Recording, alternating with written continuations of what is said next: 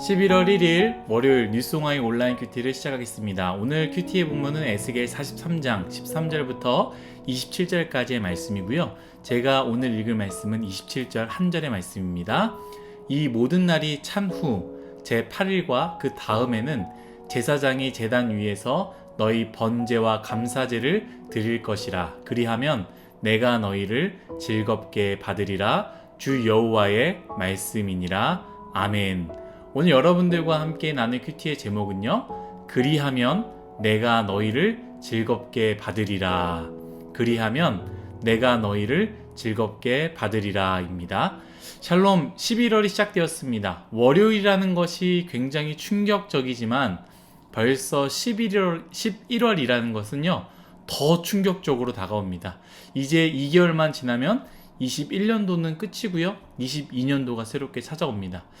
기독교는 현재의 종교라고 하지 않습니까? 과거에 내가 했다에 머무는 것이 아니라, 또 앞으로 내가 할 것이다 라고만 생각하는 것이 아니라, 기독교는 오늘 하나님을 예배한다 라는 것이지요. 과거에 했던 목표와 과거에 넘어진 우리의 삶이었습니까? 괜찮습니다. 오늘 다시 새롭게 시작하면 됩니다. 앞으로 어떻게 살아야 할지, 무엇을 해야 할지 막막하지 않으십니까? 내가 잘할 수 있을까? 내가 잘 감당할 수 있을까? 근심되지 않습니까? 괜찮습니다. 내일 일은 내일 생각하시고 오늘 하나님 앞에 성실하십시오. 오늘이 쌓일 때 우리에게 내일의 기쁨이 있을 것입니다. 그런 하루로, 그런 다짐으로 오늘 보내시기를 간절히 원하겠습니다.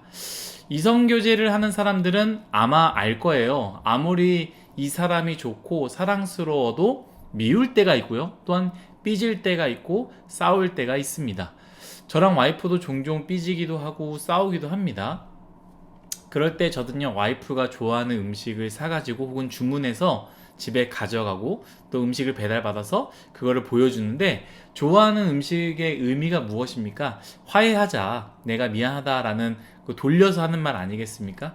그렇게 음식을 사오면 와이프도 혹은 저도 모르는 척 화를 풀고 맛있게 음식을 먹습니다.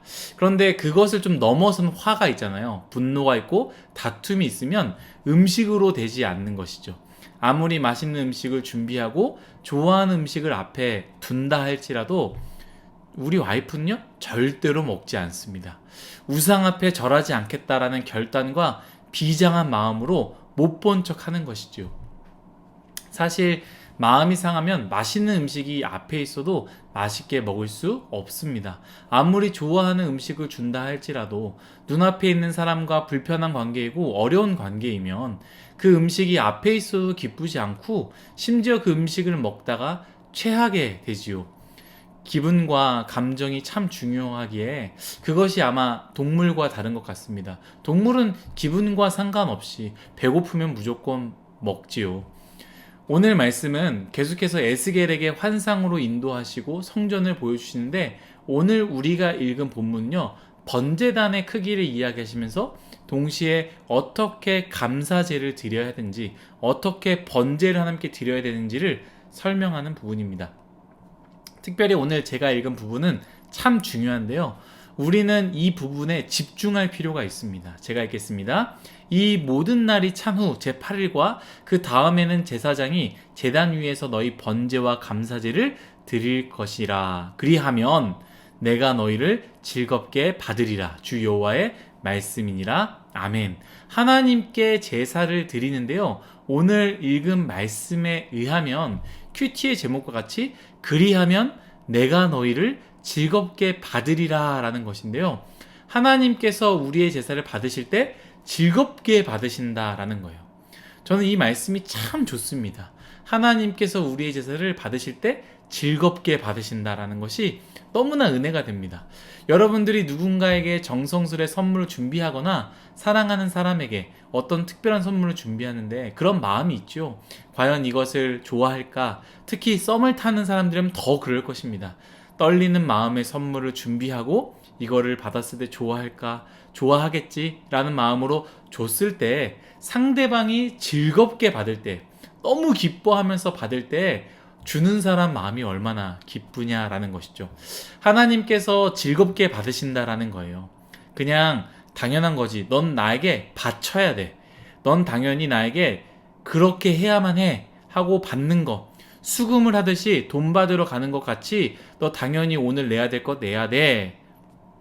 그래서 그걸 받으시는 것이 아니라 우리의 드리는 제사, 우리의 예배를 즐겁게 받으신다라는 거예요. 습관처럼 우리가 예배 드리는 게 안 되는 것처럼 습관처럼 그냥 예배를 받으시는 분이 아니라는 거예요. 즐겁게 받으신다라는 것입니다. 참 이것으로 너무나 예배 드리는 사람이 행복하지 않겠습니까? 그런데 저는 여러분들과 더 중요한 것을 나누고 싶어요. 뭐냐면 우리가 읽은 말씀에 그리하면이라는 단어가 있습니다. 그리하면, 앞에서 이야기했던 것 같이 한다면, 그렇게 행동한다면, 그리한다면 내가 즐겁게 받겠다라는 것이죠. 앞에서 말씀하신 하나님의 조건, 즐겁게 받을 수 있는 그 조건은 무엇입니까? 먼저 하나님과 관계가 해결되어야 한다라는 것입니다. 번제를 드리기에 앞서서요, 속죄 제물의 피를 가져다가 제단을 발라 그 제단을 정결하게 하고 속죄 제물을 성소 밖에서 불사라는 것, 이것을 먼저 해야 한다라는 거예요. 하나님, 내가 이거 준비했으니까 받으세요. 내가 이 정도로 봉사하니까요. 하나님, 내가 하나님 위해서 공부하니까요. 하나님, 내가 하나님 위해서 꿈꾸잖아요. 그러니까 이거 받으세요. 이게 아니다라는 거예요. 여러분, 정말로 삶의 예배 중요합니다. 우리가 모여서 함께 예배 드리는 것 중요한 것만큼 우리의 삶의 예배 너무나 중요합니다. 저는 교회만 있으라는 건 아닙니다. 우리가 삶 가운데 여러분들이 하나님께 최고의 것을 올려드려야 된다고 생각합니다. 꿈으로, 공부로, 일로 열심히 드리십시오. 그러나 선행되어야 할 것은 무엇이냐? 바로 먼저 하나님과의 관계가 바르게 되는 것, 정결함이 되지 않으면 우리의 삶의 예배를 하나님께서 즐거이 받지 않으신다라는 것입니다. 하나님과의 관계가 해결되지 않으면 여러분들이 무엇을 준비하고 무엇을 드려도 하나님은 기쁘게 받으시지 않는다라는 거예요. 창세기의 아벨과 가인의 제사 우리가 너무나 잘 알지 않습니까? 하나님께서 아벨과 그의 제물을 받으셨지만 가인과 그의 제물을 받지 않았던 것 같이 제물은 다 다를 수 있습니다. 양이 될 수도 있고 수수가 될 수 있고 곡식이 될 수 있습니다. 하나님께서는 그 제물의 내용, 크기, 가격 이것을 보는 것이 아니라 하나님과 나와의 관계, 아벨과의 관계, 가인과의 관계가 더 중요하다라는 것이죠. 여러분, 삶의 예배로 뛰어들기 전에 내 삶에서 하나님께 삶의 예배 드리는 것 너무나 중요하지만 내가 마음대로 준비하고 마음대로 하나님께 올려드린다고 하나님이 즐거워하시는 것이 아니다라는 거예요. 아내에게, 여자친구에게, 남편에게, 남자친구에게 혹은 소중한 사람들의 마음은 힘들게 하고 어렵게 하고 왜 그렇게 어렵게 했냐라고 했을 때 이게 다 당신을 위해서 그렇게 한 거야 라고 한다면 상대방은 어떠한 마음이겠습니까? 먼저 하나님과의 관계를 회복하십시오. 번제를 드리기 전에 속죄제를 드리라라는 것이죠. 사랑하는 뉴스공화 여러분, 오늘 하루도 그런 하루가 되길 간절히 바라는데요. 내가 오늘 이 하루 하나님께 올려드리겠습니다도 너무 중요하지만 먼저 하나님께 하나님, 내 삶의 죄, 나의 더러움, 나의 부족한 모습들을 먼저 고백하며 하나님 죄송합니다.